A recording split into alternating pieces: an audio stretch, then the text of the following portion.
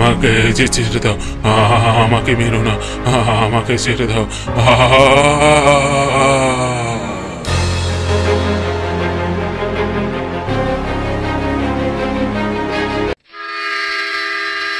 সন্ধে 7টায় যে ট্রেন আসার কথা ছিল তা এলো রাত 10টায়।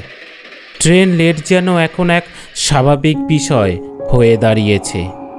এখন এই এত রাতে বাড়ি যাবার জন্য কোনো গাড়ি পেলে হয়।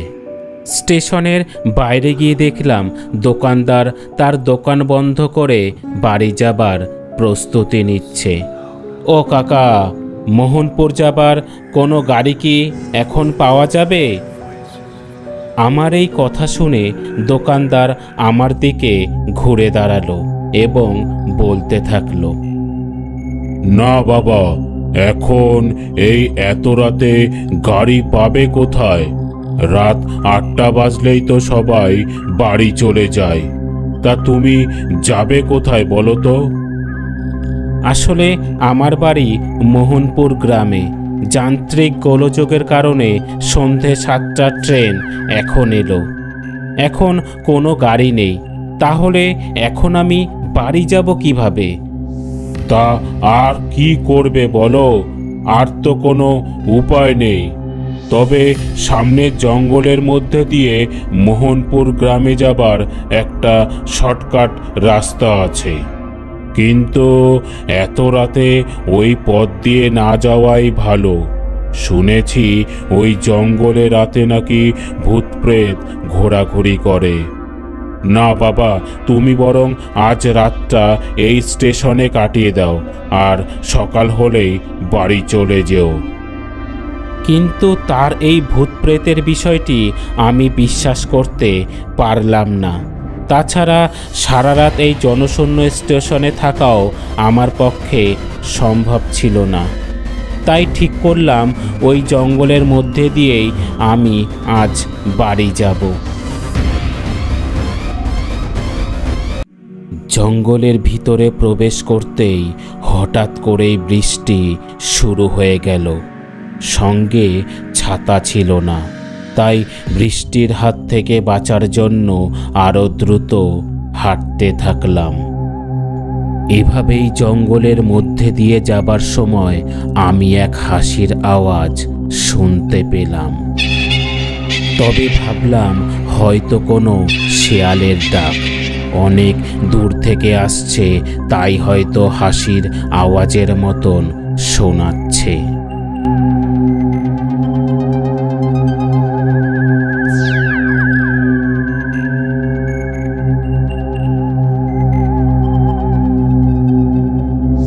হঠাৎ করেই জঙ্গলের মধ্যে দিয়ে হাঁটার সময় আমি যেন কারো হেঁটে আসার আওয়াজ শুনতে পেলাম। দাঁড়িয়ে লক্ষ্য করতেই দেখলাম জঙ্গলের ভিতর থেকে একটি মেয়ে আমার দিকে হেঁটে আসছে।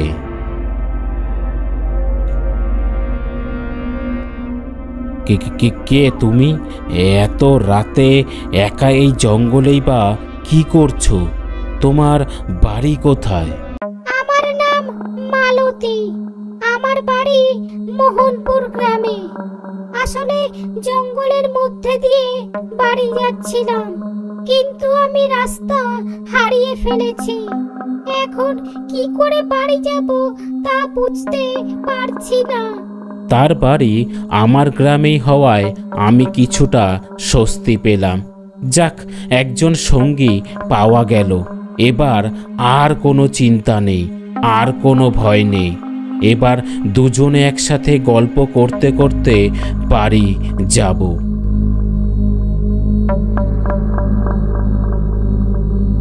তাই আর দেরি না করে দুজনেই হাঁটা শুরু করলাম।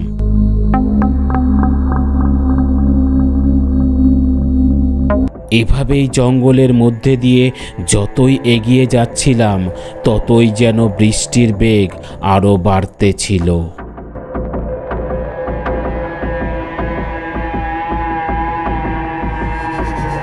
হঠাৎ করেই আমি যেন আবার সেই হাসির আওয়াজ শুনতে পেলাম।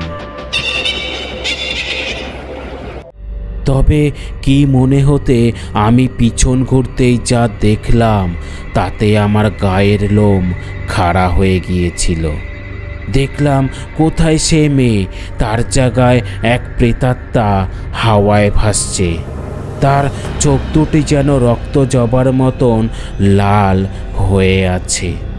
আমি বুঝতে পারলাম ওই দোকানদার ঠিক কথাই বলেছিল, কিন্তু এখন এর হাত থেকে বাঁচতে হলে এক্ষুনি আমাকে পালাতে হবে। তাই আর দেরি না করে ওখান থেকে দৌড়াতে শুরু করলাম।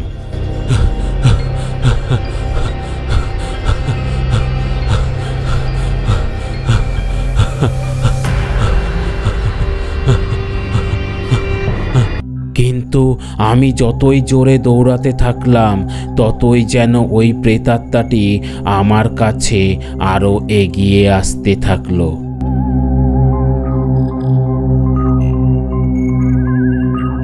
কিন্তু হঠাৎ করেই একটি নালা পেরোতে গিয়ে আমি হোঁচট খেয়ে মাটিতে পড়ে অজ্ঞান হয়ে যাই। তারপর কি হয়েছিল আমার আর মনে নেই।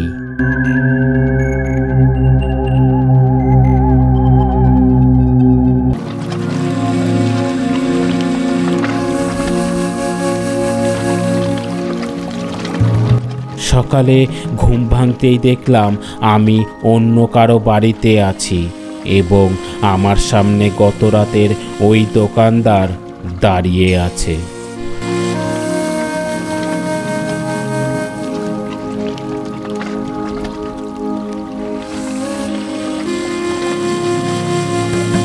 বাবা, তোমার শরীর এখন কেমন আছে? গতকাল তো জ্বরে তোমার গা পুড়ে যাচ্ছিল, এখন কি জ্বর আছে? আর তুমি আমার বাড়িতেই আছো, তোমার কোনো চিন্তা নেই। না, এখন একটু ঠিক আছি, গায়ে আর জ্বর নেই। কিন্তু গত রাতে তো আমি বাড়ি যাচ্ছিলাম, তাহলে এখানে আসলাম কি করে? বাবা, আমি তোমাকে বারবার করে বারণ করেছিলাম জঙ্গলের ওই পথ দিয়ে না যেতে, কিন্তু তুমি তো আমার কথা না শুনেই চলে গেলে। আমি জানতাম জঙ্গলের মধ্যে দিয়ে গেলে তোমার বিপদ হবে, তাই আমিও দোকান বন্ধ করে তোমার পিছন পিছন যেতে থাকি। জঙ্গলের মধ্যে দিয়ে যাবার সময় আমি ওই হাসির আওয়াজ শুনতে পেয়েই বুঝতে পেরেছিলাম তুমি নিশ্চয়ই বিপদে পড়েছ। এভাবেই আরো কিছুটা দূর যাবার পর আমি তোমাকে একটি নালার কাছে পড়ে থাকতে দেখি। প্রথমে ভেবেছিলাম তোমাকে হয়তো ওই প্রেতাত্মা মেরে ফেলেছে, কিন্তু পরে বুঝতে পারলাম তুমি অজ্ঞান হয়ে পড়ে আছো। তাই আর দেরি না করে তোমাকে আমার বাড়িতে নিয়ে আসি।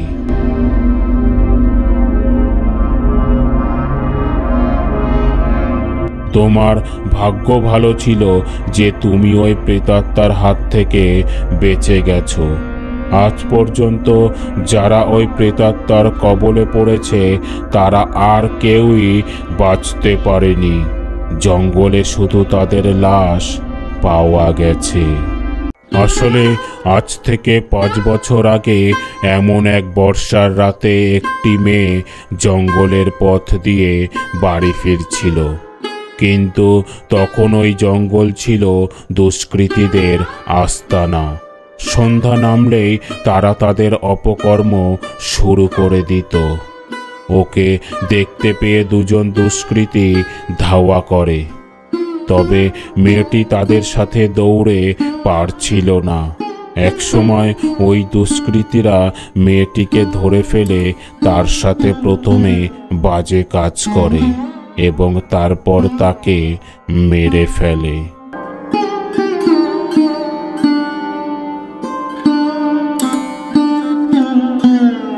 ওই ঘটনার পর থেকেই ওই মেয়েটির আত্মা ওই জঙ্গলেই বন্দী হয়ে যায় এবং যারা ওই জঙ্গলে অপকর্ম করত তাদের সে মেরে ফেলত।